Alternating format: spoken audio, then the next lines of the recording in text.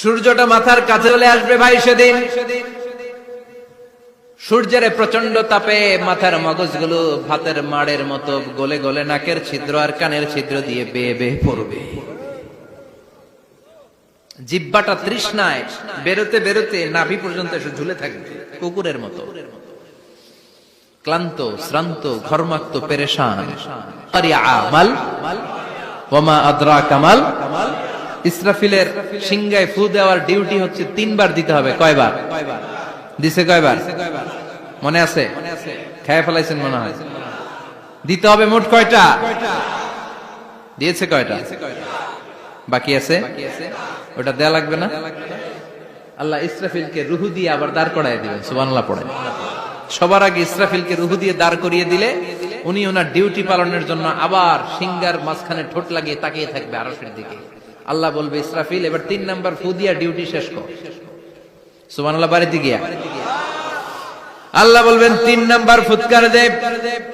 বলার সাথে সাথে ইসরাফিল সিংহাটা 2 ঠোঁটের মাঝখানে দিয়ে বিশাল আরেকটা ফুৎকার দিবে।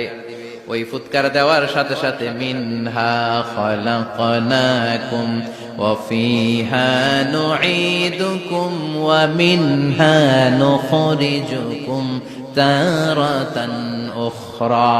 ওই ফু দেওয়ার সাথে সাথে পৃথিবীর যেখানে যত মানুষ ছিল সব উঠবে। যাদেরকে স্বাভাবিকভাবে কবর দিয়ে কবরস্থানে রাখা হয়েছিল কবর থেকে উঠবে। যারা বিমান দুর্ঘটনায় মারা গিয়েছে ওই ছাইগুলো থেকে উঠবে। যারা সাগরের মধ্যে মারা গিয়েছে সেখান থেকে উঠবে। যাদেরকে তিমি মাছ খেয়ে ফেলেছিল ওখান থেকে উঠবে। যে যেখানে ছিল ওইখান থেকে উঠবে। সুবহানাল্লাহ। লক্ষ লক্ষ মানুষ উঠে বলবে, আমাদের ঘুম ভাঙাইলো কে? কি বলবে? ঘুম ভাঙাইয়া গেল রে, ঘুম ভাঙাইয়া গেল রে মরার কুকিলে। আহা, কুকিল বলে মরা, আবার এটা ঘুমো ভাঙা। কত বড় ডাকা। ওরা বলবে, আমাদের ঘুম ভাঙালো কে?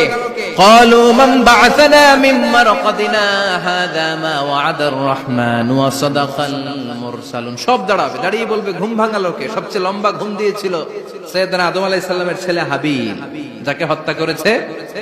জানেন না আপনারা? হাবিল হচ্ছে পৃথিবীর প্রথম নিহত মানব। প্রথম নিহত মানব। তার কবরের জিন্দেগিটা অনেক লম্বা। ওই কত হাজার শত হাজার লক্ষ বছর আগে যে উনি কবরে শুয়ে আছেন,